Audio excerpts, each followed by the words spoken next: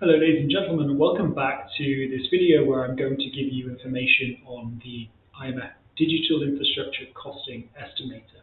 And in this particular video, what I'm going to do is I'm going to provide you with a little bit of the technical background to understand how the model works. Okay, so I'm not going to go into technical science or engineering or anything like that, but I'm just going to give a little bit of a qualitative overview about how some of the key technologies work that are within the model, and provide a little bit of an understanding as to how we actually expand the capacity, for example, of a wireless network, because that has a very large impact on the cost and obviously the associated investment required actually to deliver universal broadband.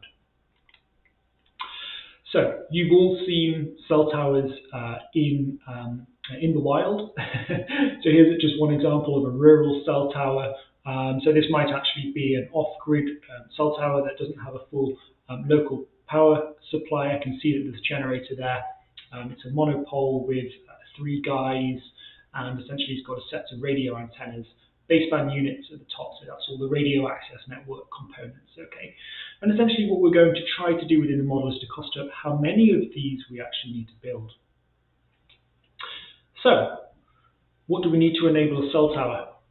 Well, essentially we're going to need to build at some point more fiber optic cable, okay? This is often called, it can be referred to as the backhaul. Essentially this might be the way that the cell tower is actually connected to the wider internet, so you need to be able to transport traffic, or that could take place via a wireless backhaul connection.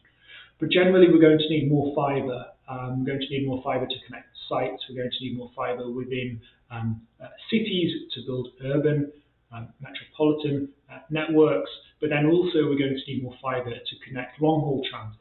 Okay, so fiber optics is a very good technology for transporting long-distance traffic because it has a very, very high capacity once you've built it, and that's why it's used to transport over very long distances, for example, in subsea cables. But essentially, this is what the reality of DICE actually costs up. It's actually the building of this type of infrastructure in this type of environment, so that we can ensure that we can deliver universal broadband services to people at an affordable price. Okay. So how do mobile communications actually work? Well, they make use of the electromagnetic spectrum. Okay. So this is essentially using electromagnetic waves to actually transmit information between a cell tower antenna and a smartphone. Okay, obviously many of us may be using these on practically an hourly basis, and essentially there are antennas on both of these ends, and they're able to modulate radio waves in order to transfer information in the downlink, so the downloading information, and also in the uplink, okay, when we're uploading information to the wider internet. And essentially that it's not necessarily a new technology. It's new in the sense that cellular mobile communications has only really evolved over the last 40 years, 50 years or so. But obviously the fundamental technology of using radio waves is centuries old, okay, and goes back to Marconi sending radio wave messages at the very turn of the 20th century, okay, so the early 1900s. So the electromagnetic spectrum we use on an hourly basis as well around our home, in the workplace, and basically these are different lengths of radio waves. Okay, and we have a wide range of different purposes for using these radio waves. And the cell phones that we might use, the modern 4G and 5G cell phones might be using multiple different parts of the electromagnetic spectrum as we basically released more spectrum for higher capacity mobile broadband predominantly.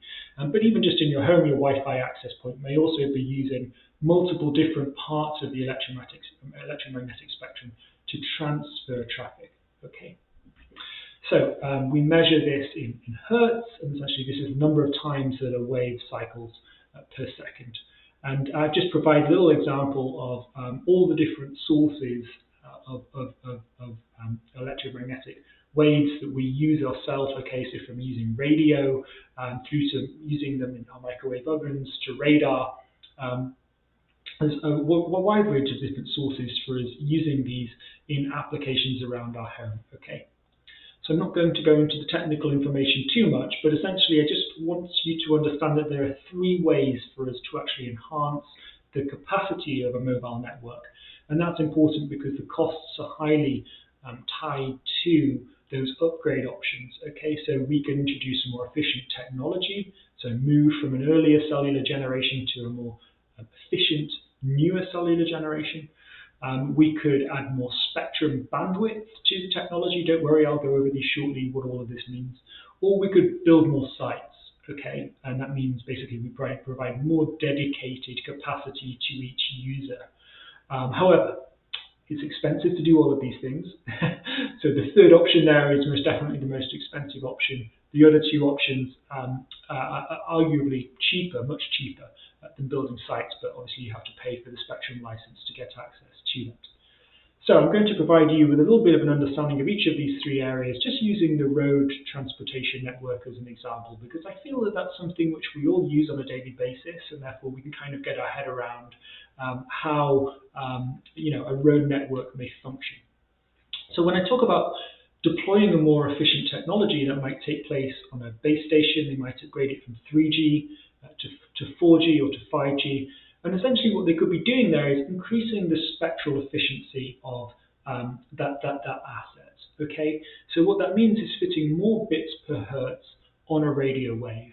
And essentially we can think of this information transfer taking place as essentially like cars on a highway.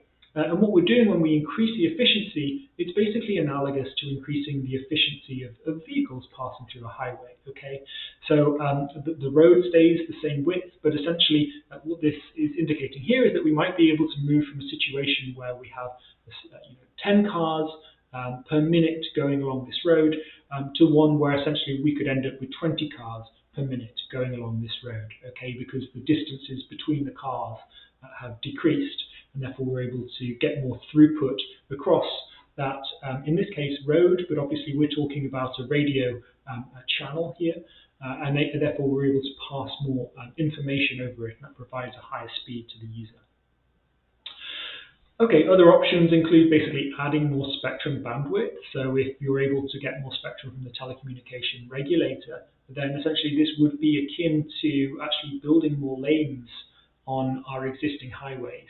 And obviously, if you build more lanes on your highways, the classic example is in Los Angeles, where for many decades the transportation approach to enhancing capacity of the highways was to build another lane on the highway until you end up with very, very large transportation links.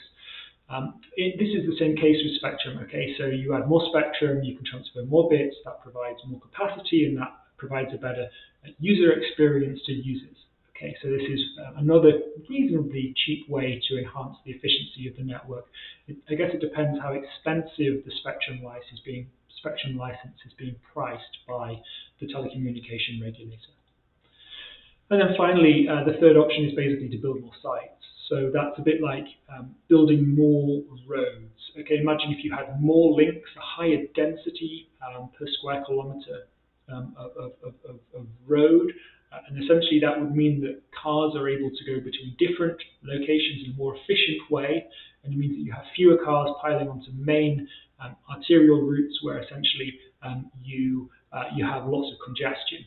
And that's kind of what's happening when we build more sites, okay, which means that there are more infrastructure assets, more sites per users, and therefore you get more dedicated spectrum, more capacity per user, okay. But obviously this is a more expensive way to actually deliver that capacity, and actually it's also very expensive in transportation planning too, but obviously you might not have many options. At some point you just have to build more capacity, and you have to work out how to finance that. Okay, well, I don't want to get into too much science and engineering detail. I've given you a relatively high-level overview of some aspects of the model, a little bit of scientific theory, and then I've just provided some analogies as to how we actually enhance the capacity of a wireless network. And within the model, I don't get into too much detail about how those take place, but there are parameters that the user might want to set, which basically reflect some of those choices, which are essentially trade-offs that need to be made. Okay.